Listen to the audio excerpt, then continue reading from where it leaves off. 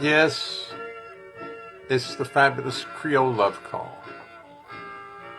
One of my favorite songs I've played with so few people. Now that I think of it, only Roger Kellaway I think I've ever played this with. No, with Bucky and John, they also played it. Bucky Pizzarelli and John Bunch. But the first section of our show is dedicated to the Creole Love Call. And this is, of course, Duke Ellington in 1927.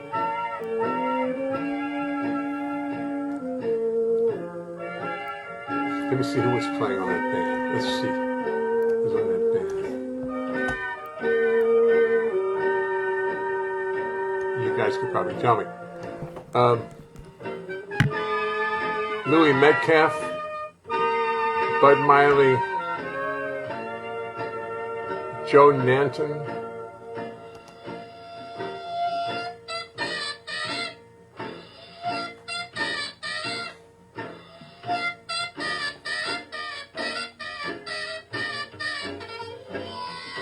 I wonder who that bass player is. Might have been. No, this was 1927. So this was.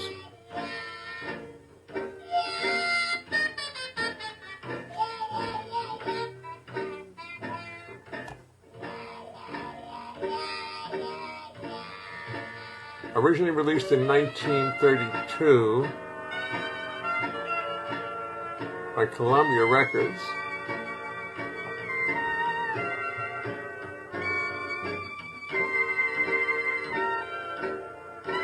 I have to listen to a little bit more.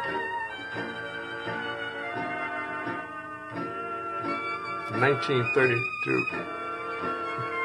Ellington was very young and looked a lot like Branford Marsalis. I mean, Winter.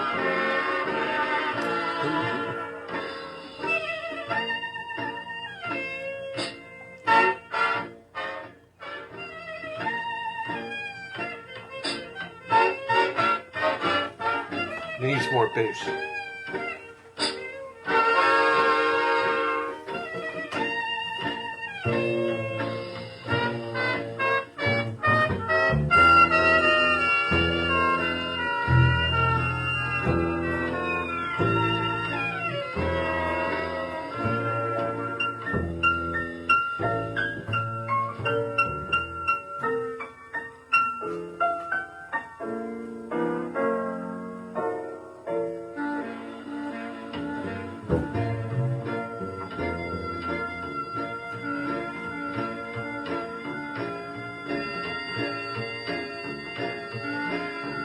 Oh, that's good.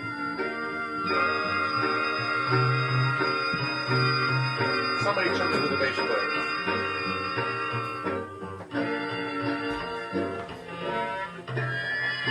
Now, it wouldn't have been Jimmy Blanton. I don't think so.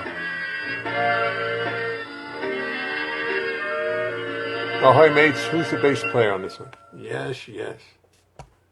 Wowee. I tried to play along, but they were playing in the cracks. It was A and a half.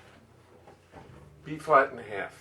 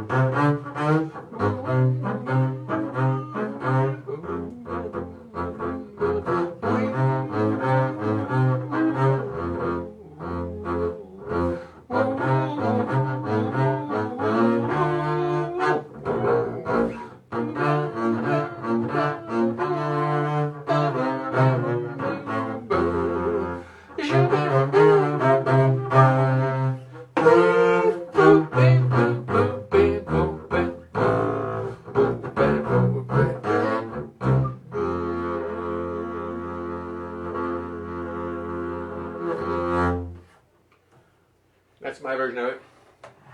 Recorded forever in posterity, whether we like it or not. Let's go to someone else. Let me see. Let's see what this link is like. Oh.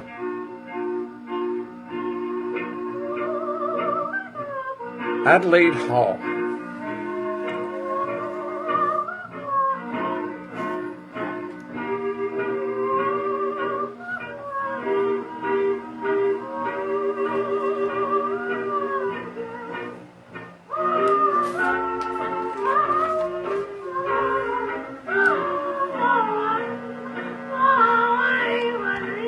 Yeah. That's very nice. Don't worry, we will call you. Let's see who this is. Oh, check this one out.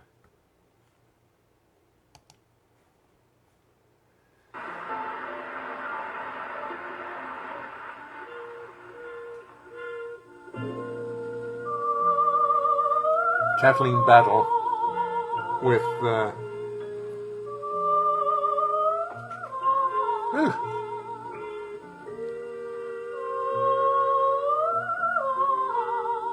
that's very pretty.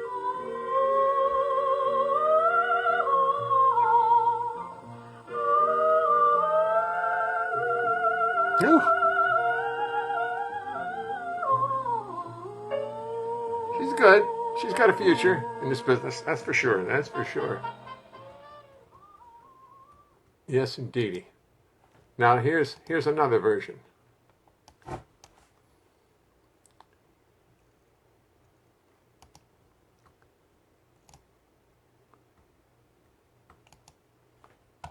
Okay, boys.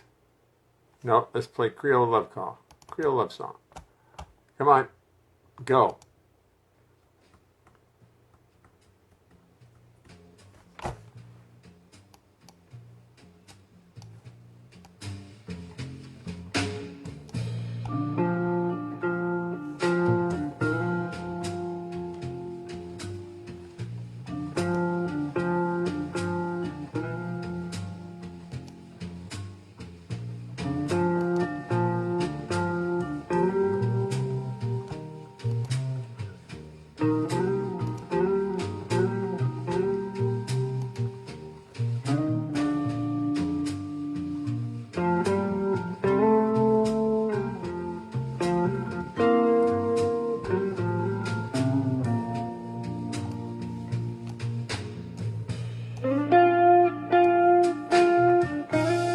This is the album I did with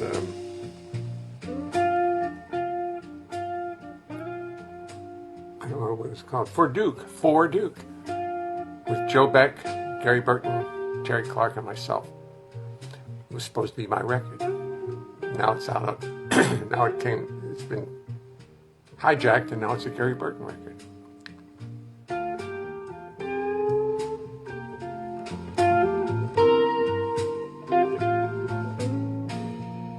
Very sexy version, don't you think?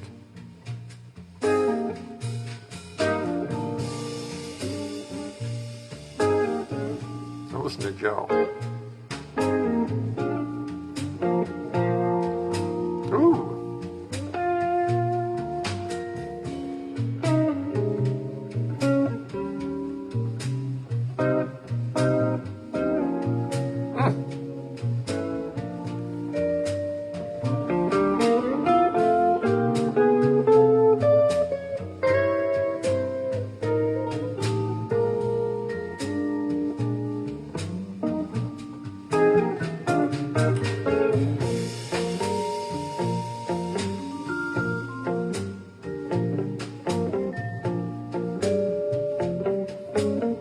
I can't turn it off.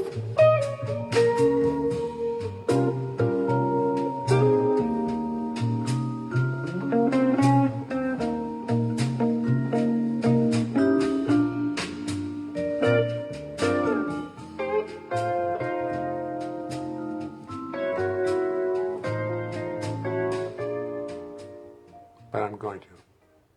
Ooh. It's pretty. I forgot how good Joe played on that. Yeah, I thank you, Bill. Whew, man, is that beautiful? Wellman Browd, of course. Wellman Browd, says Bill Crow. That's who the bass player was with Ellington. In 1932 or whenever they recorded. Wellman Browd. Right. Right. Because I forget when Jimmy Blanton died, but Milt was old enough to. He says he was there. He went out to see. Hello, Jay and the Jayettes. Creole Love Co. was therefore the second best thing about 1927. You know, John, you got it. Hello, everyone. The year I was born, 27? 27. Now, I tell my family I was born in 1940, and I'll be 80 this year. And I was born one lifetime after the Civil War. And it was 80 years after the Civil War started. But Bill, you're 67 67 years after the Civil War. Isn't that amazing? I mean, I know you've thought of that, but I haven't. I am amazed that it was that close. Ahoy, mates, Mary Jane Hopper, ahoy. We're setting off. Wellman Brown, Bill Crow, you and Joe sound great. Thank you. I noticed I repeated that. That's worth repeating for me. Yeah, I like that album. And that album did nothing because it was with it. Oh, I'm not going to diss anybody, but it was with a company that didn't promote it at all. I don't want to be quoted, but they didn't promote it, and it was a good record. My arrangement of C Jam Blues is on it too. I'm going to play that for a second. I have to play it.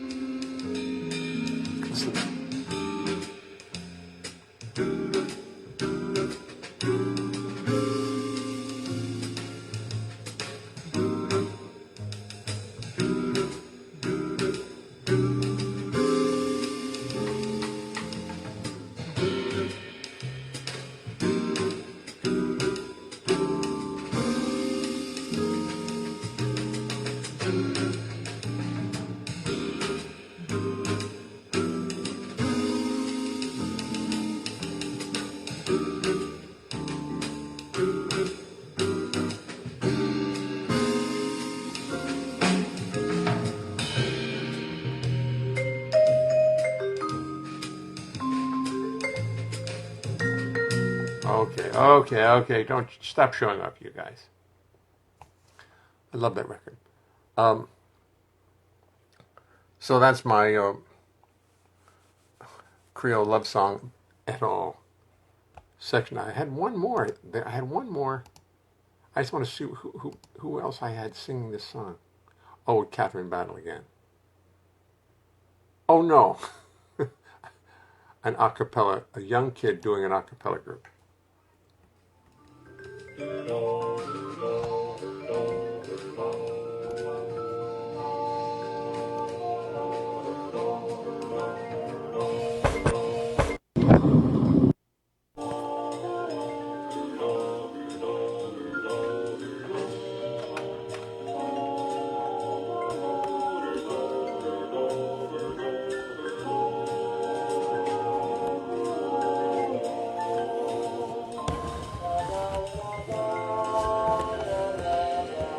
Listen, give it a serious effort. One kid doing all the tracks. I got to do that sometime. I got to get one of those. That's not that hard to do, really. All right, I'm going to have to set myself up to that. To take a song of mine and do it in 6 tracks. That's what I'll do.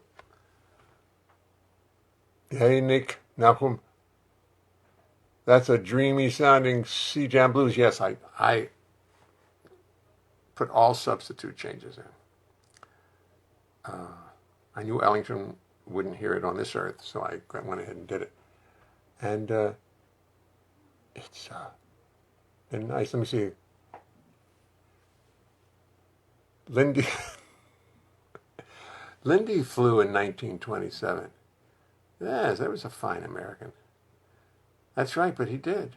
27? You were born in 27? So was Ray. So you would have been the same. Ray would have been the same age as you if he were alive.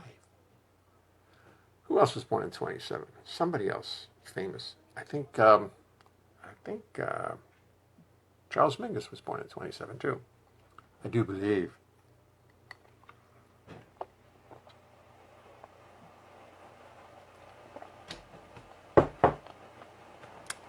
But enough about you. How do I like your new album? I love it. I must go turn off the air conditioner. It's ruined the vibe, man. Oh, it turned itself off. Good. It's only trying to keep it to a certain place.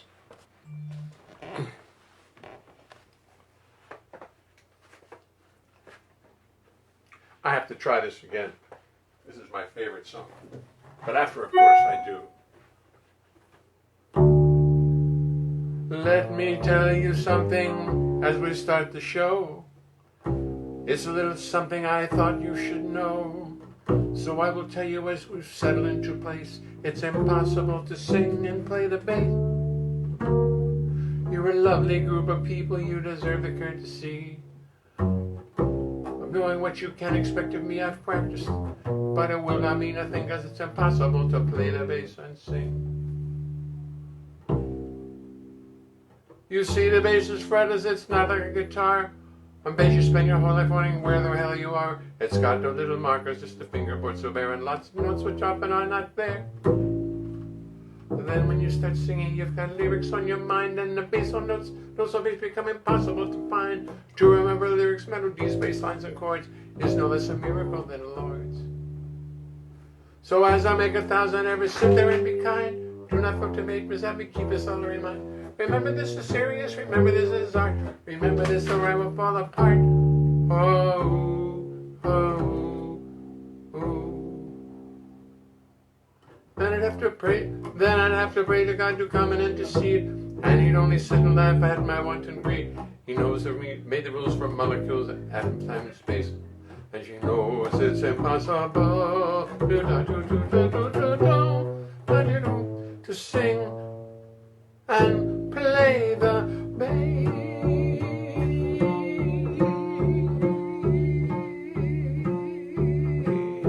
Let me tell you something as we start the show. It's a little something I thought you should know. She made the rules for molecules, atoms, time, and space, and she knows it's impossible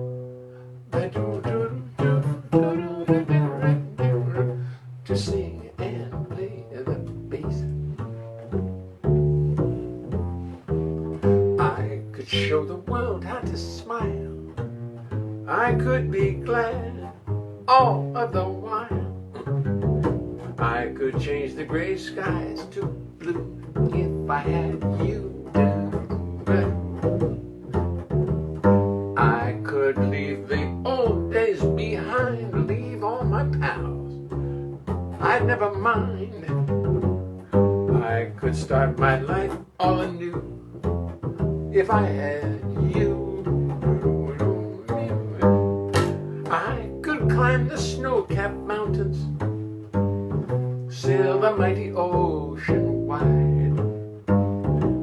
I could cross the burning desert if I had you at my side. I could be the king, dear, uncrowned, humble or poor, rich or renowned. There is nothing I couldn't do if I had you.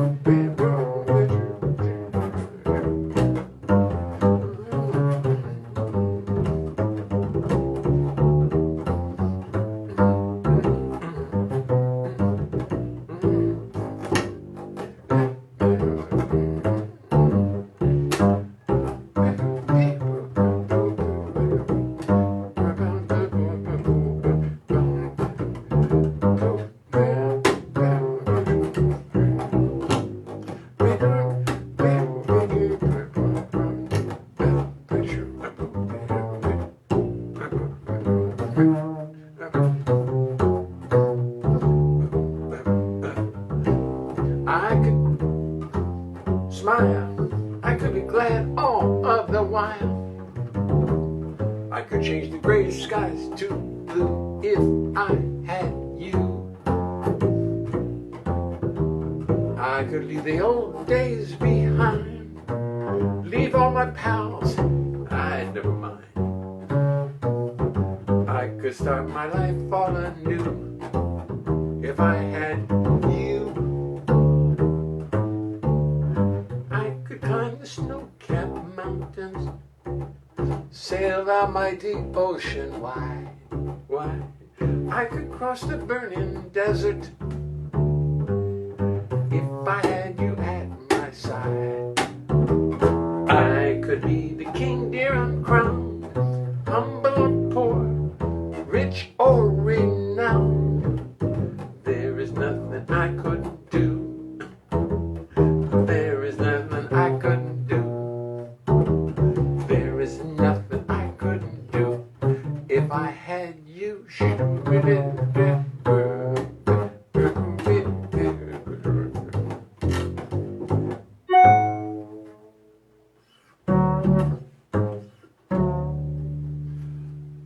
That song, I'm gonna play it until I know it. That just reminds me of Bucky and John. You know, John Bunch, Bucky Pizzarelli. I have some records of those, but they did an album called Fort Duke that really is good. It really is good. I'm going to start featuring that too. I'm going to find that record and I'm going to start playing it as part of our thing here. Today I got to save this. I got to save the little page. That was Creole Love Call Links. Creole Love Call Links. Yes, Jay Leonhart. Okay, good. Untitled. You didn't get that? Creole. No. Love songs. Good. Alrighty. Good night. I have last night we had a nice show last night. I enjoyed it. And then because my iPad had no more memory on it, I couldn't save it. I tried to save all. I saved most of them, but I missed maybe 3 or 4. And so I went on to Facebook, found the version of it, and taped it. Videoed it with a camera, stuck the camera right in front of the screen here.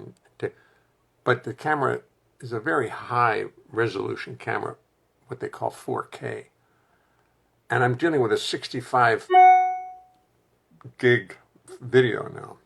My computer's like, oh, what is this? Rumbling around my insides. Remind me of the snake after it's eaten a deer.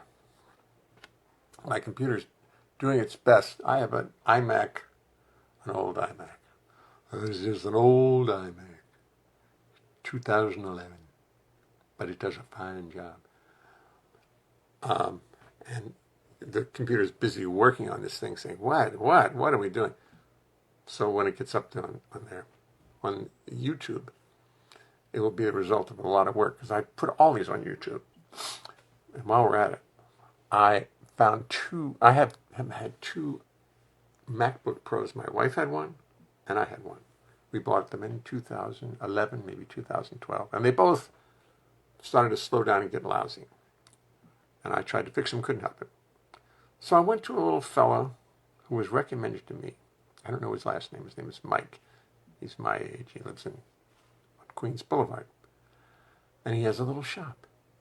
And he claims he has fixed them both. His shop has fixed them both. They both run great. And he put, for a total of $600 for 2 computers to be resuscitated. And if that is true, that means I'll really be able to now do my show live on Facebook and also on YouTube. So look out. I don't know what it means. It doesn't probably mean very much. But I will be able to do it.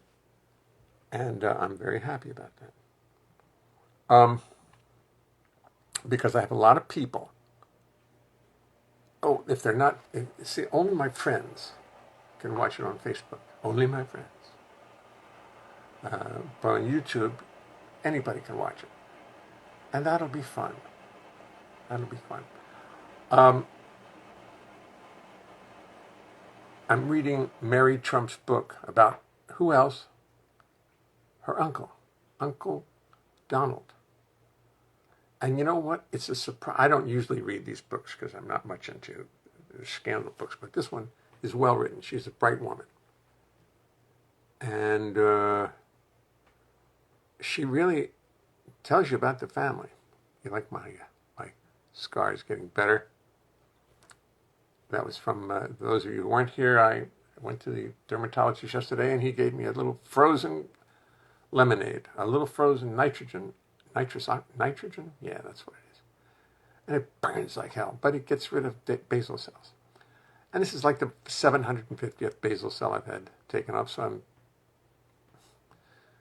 I'm lucky. I'm lucky, really, because I think we all have known that piano player who 30 years ago played around in New York, and he was a Christian Scientist, and he had a basal cell on his nose, and it finally killed him because he couldn't do anything about it. Maybe they didn't do it. Maybe they didn't have the technology then, because I know when I had my first operation on my head, it was the biggest deal in the world. It was like, geez, big scars, and now I go to this guy Ariel Ostad, who's one of the top dermatologists in town, who takes Medicare. He takes Medicare, and he not only does he get rid of the basal cells, but he's a plastic surgeon. So he takes the medicine, he takes the thing off, and as opposed to just leaving a blob there, like one of my, I don't know which face it's on. I have a white spot here from a previous encounter. I think it's right here. Is that it? He'll take it, and he'll just give you a little nip and tuck. And your face gets younger and younger all the time, to the point that you look like Peggy Lee. But just little teeny, just, it's adorable. And it's all done under Medicare, mind you. So this guy's a wonderful guy. He's a great guy, too. Ariel, Ariel, Ostad, Ostad, dermatologist, 68th in Lexington. Lovely man. And he's really, he's like supposed to be the top dermatologist in New York City. You see it in the magazines and all that kind of stuff.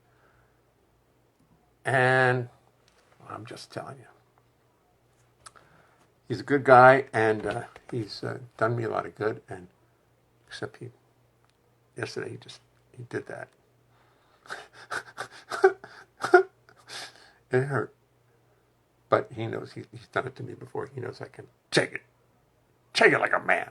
He would never say that. He's too. Let me see. Happy little nips and tucks. Yes, exactly. I gave.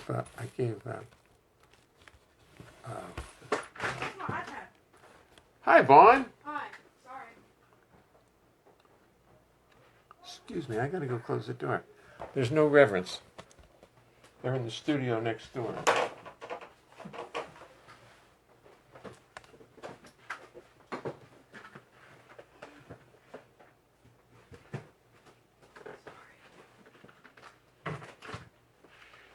They all take it for granted.